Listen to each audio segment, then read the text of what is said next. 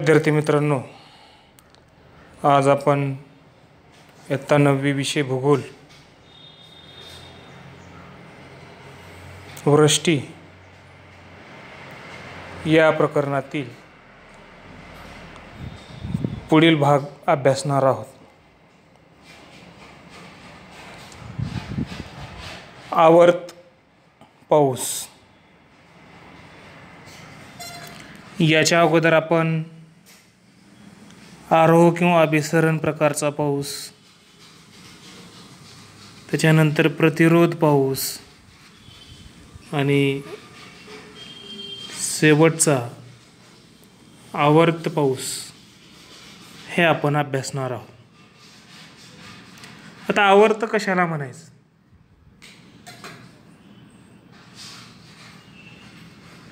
किंवा हे आवर्त कसे तयार होतात? तर आवर्त म्हणजे एखाद्या ठिकाणी हवेचा दाब आसपासच्या प्रदेशापेक्षा कमी होतो आणि त्या हवेची एक विशिष्ट रचना तयार होते. या रचनेला आपण काय म्हणतो? आवर्त असं आपण म्हणतो. आता या आकृतीमध्ये आपण आवर्त कसं असतं किंवा कशा प्रकारे गोल रचनाकार भाग झालेला आहे ते आपण या ठिकाणी पाहू शकतो. अशा प्रकारचे आवर्त तयार होतं. मग या आवर्तच्या केंद्रभागाकडे आसपासच्या प्रदेशाकडून हवा कशी येते? चक्राकार गतीने येत असते आणि त्याच्यामुळे ही हवा वर जाते आणि हवा उंच गेल्यावर त्याचं तापमान कमी होतं आणि बाष्पाचं सांद्रीभवन होतं आणि पाऊस त्या ठिकाणी पडायला लागतो. अशा प्रकारे आकृती 5.6 आवर्त अशा प्रकारचं रचना असते आपल्याला दिसून येतं. मग ज्या प्रदेशामध्ये आवर्त जातं त्या ठिकाणी पाऊस जास्त पडतो. मग आवर्त पाऊस कुठे पडतो? तर समशीतोष्ण कटिबंधामध्ये जास्त प्रमाणात पडत असतो. त्याचं क्षेत्रसुद्धा त्या ठिकाणी जास्त असतं. उष्ण कटिबंधात मर्यादित प्रमाणात आवर्ताचा पाऊस पडतो, परंतु त्या ठिकाणी वादळी स्वरूपाचा हा आवर्त पाऊस असतो. आता प्रतिरोध प्रकारचा पर्जन्य जगात जास्त प्रमाणात पडलेला आपल्याला दिसून येतो, परंतु आरोह हा त्या प्रदेशापुरता मर्यादित पर्जन्य आहे. म्हणून विषुववृत्तीय भागात पडणाऱ्या आरोह पर्जन्यामध्ये बरीच निश्चितता असते. त्या मानाने प्रतिरोध आणि आवर्त पर्जन्यात निश्चितता कमी असते. त्यामुळे या प्रकारच्या पर्जन्य क्षेत्रात काय होतं तर अतिवृष्टी, कधी कधी पूर येतो, तर काही वेळा आवर्षणासारखे आपत्तींना तोंड त्या ठिकाणी द्यावं लागतं. म्हणजे आवर्त पाऊस कधी पडेल याची शाश्वती नसते. ज्यावेळेस हे आवर्त पाऊस पडेल त्यावेळेस अतिवृष्टी, पूर होण्याची शक्यता असते आणि नाही पडल्यानंतर आवर्षणसुद्धा, दुष्काळ त्या ठिकाणी पडतो. आता आकृती 5.7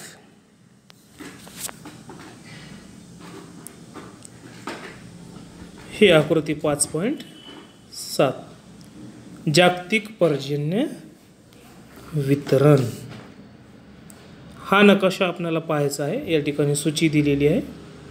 वार्षिक सरासरी मिलीमीटरमध्ये दाखवलेली आहे. 1000 पेक्षा जास्त, 500 ते 1000 आणि 500 पेक्षा कमी अशा प्रकारचे रंगामध्ये या ठिकाणी दाखवलेलं जगाचं. मग काही प्रश्न या ठिकाणी विचारलेले आहेत. तर कोणत्या प्रदेशात पावसाचे प्रमाण जास्त आहे? आता जगाचा या नकाशाचा जर विचार केला पूर्ण, तर कोणत्या प्रदेशामध्ये जास्त पाऊस पडतो? तर 1000पेक्षा जास्त पाऊस पडणाऱ्या हा रंग दाखवलेला फिक्कट निळा. आणि मग याच्यावरून आपल्याला उत्तर सांगता येतं कोणत्या प्रदेशात पावसाचं प्रमाण जास्त आहे. तर उष्णकटिबंधात पावसाचे प्रमाण कसे असते? जगात सर्वात जास्त आहे. उष्णकटिबंधीय प्रदेशात बहुतांश दिवस सूर्यकिरण लंबरूप असतात.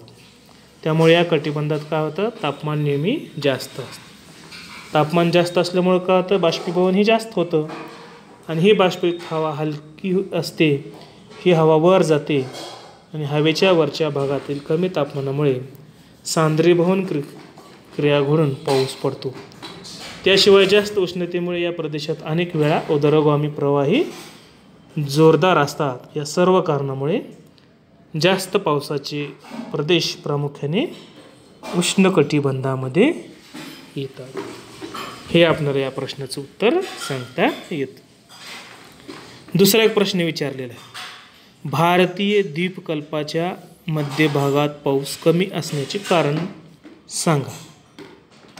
त्याचं उत्तर, भारतात पाऊस प्रामुख्याने मोसमी वाऱ्यापासून पडतो किंवा मान्सूनचा पडतो हे आपल्याला माहिती आहे.